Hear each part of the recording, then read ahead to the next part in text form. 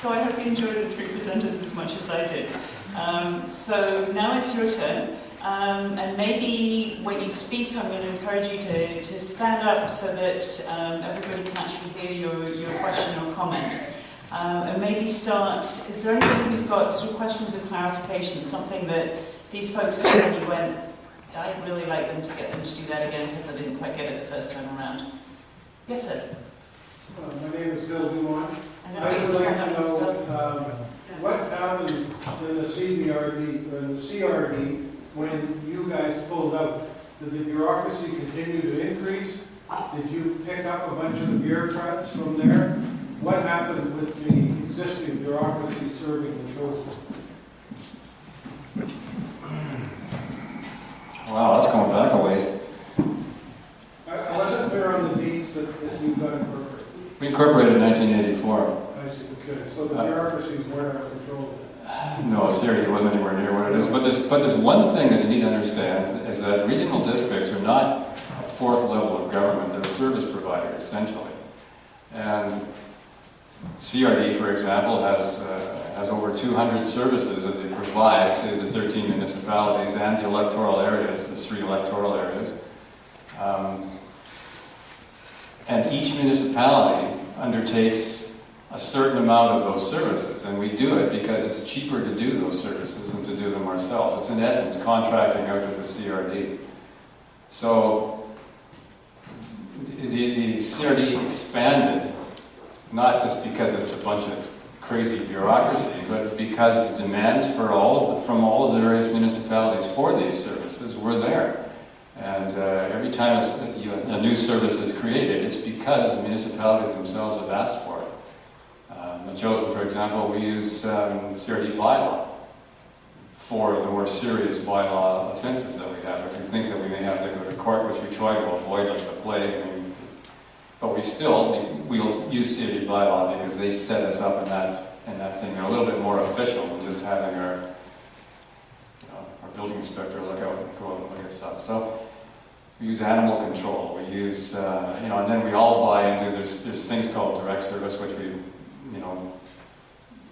direct responsibility, which are like regional parks, which we all agree to be part of.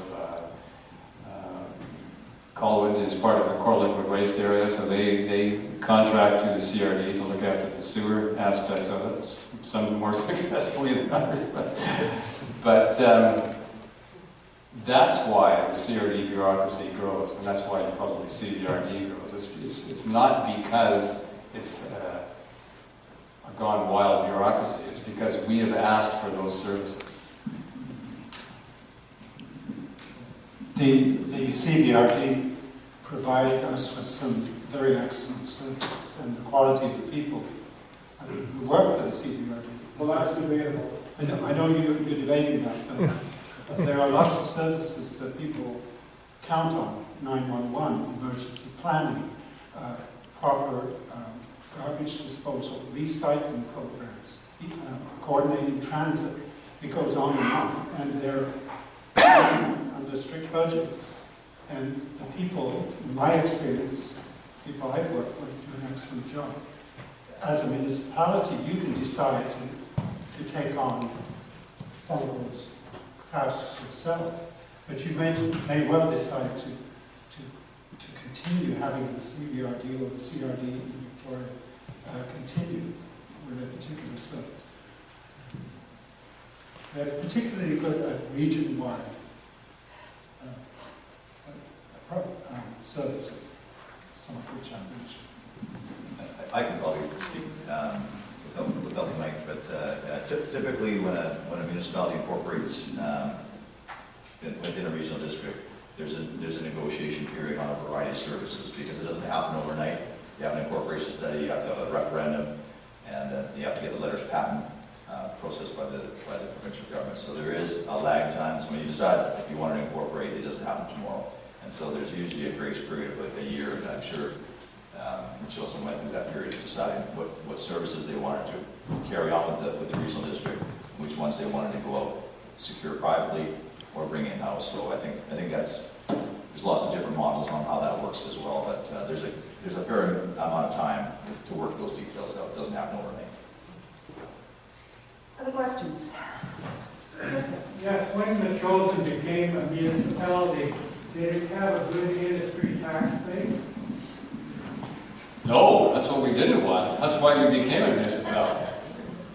We have no, well, we've got a small sawmill, a little privately owned sawmill that happened to get industrially zoned before the Incorporation, but no, we have no industry. What we do have is federal lands. There's William Head Penitentiary, Rocky Point Arsenal, and we do generate a fair bit of revenue from that.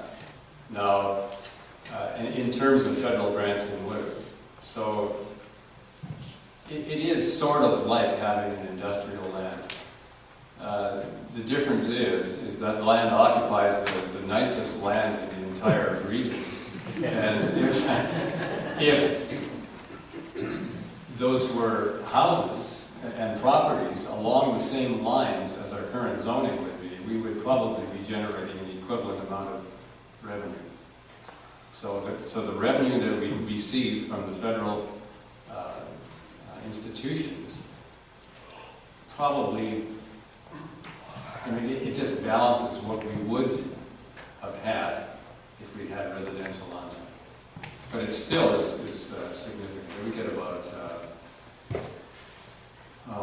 $650,000, I think, per year in federal grants and money. And in terms of commercial, we generate probably no more than $50,000 in taxes for commercial in our entire municipality. I don't want to take your time up on this, but there was an interesting study done by Tex Edmark when it came to the catalyst mills and how industry was getting ripped off. And he actually established, along with Bob Bish from UVic, he established that commercial, when you actually look at all of the costs that are built in, actually cost you. The average municipality gets about 20% in commercial, and it costs them 30%. So it's a bit of a myth that commercial and industry can save you. It doesn't. Probably in our experience, living within your means and straight residential does it for you, as long as you don't have high servicing costs. Just to quickly, in the South Cowichan region, A, B, and C, 90% is residential. So, So what would the taxes be on a $400,000 house in the chosen? Well, the average assessment for a house in Machosen is about $580,000. And of that, Machosen, for each one of those households, Machosen gets less than $800, and that includes policing. Now, there's something I do want to add about policing, and that is that I don't think anybody gets a free ride on policing these days. The province changed it, so if you have under 5,000 population, every household or your municipality pays 50% of the cost of the policing. So, Wow, that is an unbelievably low rate of taxation for a municipality. well, when you go over 5,000, you pay 70%. So you pay an extra 20%. No, but the taxes you just quoted for your community. Oh, the $800. $800, yeah. That's all that we get per average You household. pay way more in regional districts than that, Yeah. for a lot less service. Now there's, but wait a minute, that's not completely fair to your regional district, because we do pay, about $500,000 a year, $450,000 a year to the West Shore Parks and Recreation Commission, because we all jointly are part of a recreation complex. We pay about 300 and some odd bucks to the Capital Regional District for the services that we belong to. So, yeah, we pay we get $800, but we don't. There's services that you would be paying for that we pay additional to that. So it's not a fair comparison. I think you'll probably find we probably on a similar assessment be probably close to an equivalent on it. But don't worry about the policing, because I do believe that your paying it already on a separate line item on your tax bill. Other questions, comments? Yes. A question for David. I get the impression on the last go-around on the study for Incorporation that the preference on the part of the province was that it would be Mill Bay, Cobble Hill, Shawnigan Lake, or nothing. That's kind of the impression that I was getting.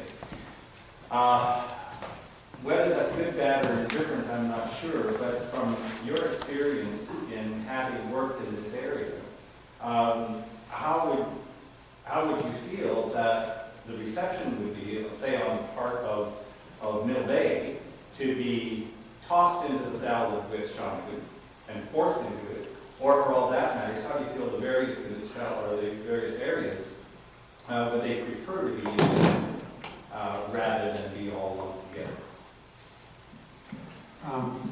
Just before I answer your question, I should mention that the elephant in the room during our last study was that, to my mind, that was why the province was hung up on moving at all, because they didn't know which way that was going to go.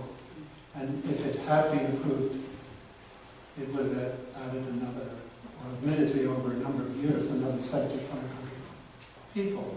And that would have been a huge factor in whatever municipal possibilities there were. And putting that aside, I find it really interesting listening to what the Chosen has done, because, there are a lot of myths out there, and I think, for example, that one of the myths is you can't make a municipality run where 90% of the tax revenue comes from residential. It's not possible, which, it is possible. It is quite possible. And I have a very open mind. I do believe now what's going to happen, or what could happen. Perhaps I shouldn't be saying this, but I can see Shawnigan becoming a capitalist. I can see Shawnigan saying, we're going to go our own way. We're going to create our own municipality. And if Mill Bay wants to participate, fine. Cobble Hill wants to participate, fine. We had a really hard time coming up with an all-inclusive South Cowichan boundary, because there are pockets, particularly within Area C, that want nothing to do with incorporation, quite understandably so. And Mill Bay had a perhaps different vision, a more commercialized, more residential development. It was taking the brunt of the rezonings, applications, and so on. So I would say that the next step could easily be done, and the numbers crunched, and we could have a whole different scenario in terms of what is feasible to go forward.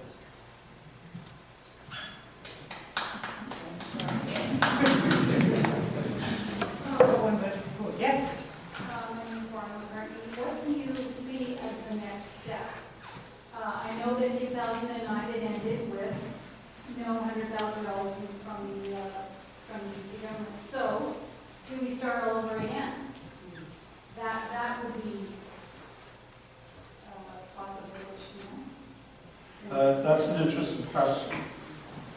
During the time that I was involved, I had quite a lot to do with John Hogan, who was the MLA for this area at the time, in negotiating with the minister, John. And John did not being partisan, but he did an excellent job. But one of the things he told me was that if you are interested in incorporation, you have to get it on the agenda in the first year of the government's mandate. You won't get anywhere if you leave it any longer. And he's quite right. That's our problem, was that, by the time we finished that first part of the study, we were getting well into the mandate of the current government, and they simply weren't entertaining anything beyond, they wanted a clear tax. That would be something for an escalation. So if you want to get this movement going, you've really got to get going now. Yes. Steve Krause. Okay, I'm a little unclear here. So what's the procedure here if we in Shawnigan Lake actually want to initiate this, not a column, but review of sort of municipality? Well, you basically would have to go, you'd have to approach the ministry. And who would actually have to approach the minister? Well, we're into an election, so I don't know. No, I mean, what body? Well, your community association would be an That would be an acceptable body to Yeah. approach the minister. And you would say that you were, you have a boundary that I showed you on the map for a area of the Shawnigan Lake municipality. You might quibble with where the boundaries are, but the ministry is still open to adjusting those boundaries and not saying they're fixed in stone. They've done that preliminary work, so now they can complete the second part, which would be to crunch the numbers. So you would have to apply for a grant to set up an incorporation committee to complete that part of the work. You'd also have to, discuss with the other electoral area neighbors to see where they stand on that. Why would we have to do that? Well, because they were part of the first part of the study, and I think they should be. You share a joint OCP. Could we apply just ourselves? I suppose you could, but I think courtesy would say. Well, I mean, if we want to become a municipality, I don't mean to be too crude here, but I mean, it would be wonderful to consult with them, but if we want to become our own independent municipality, it doesn't matter what they say. That's one point of view. Right. There's no document right now, but there used to be a document, a guide to municipal incorporations. And we have old copies of that, and they will be on the SRA site, and you'll be able to read them. But they do always start with, everybody in the community has to be involved in the conversation. So everybody that's affected by this, you actually have to get the fire improvement district involved, all the local native communities. So everybody has to be on, be part of the discussion. If this group went into the ministry and said, we want to start an incorporation thing tomorrow, they just close the door and just completely ignore us. So you can't bully them in, you have to, but that document is readable, even though it's no longer an official document. There is no official guide to incorporation right now, or at least there wasn't last year when we talked to them. So, but the latest one is, and that will tell you what they think, the ministry's view of the process we have to go through, and it's worth reading. It's only 9 pages or something. It's a 10-minute reading.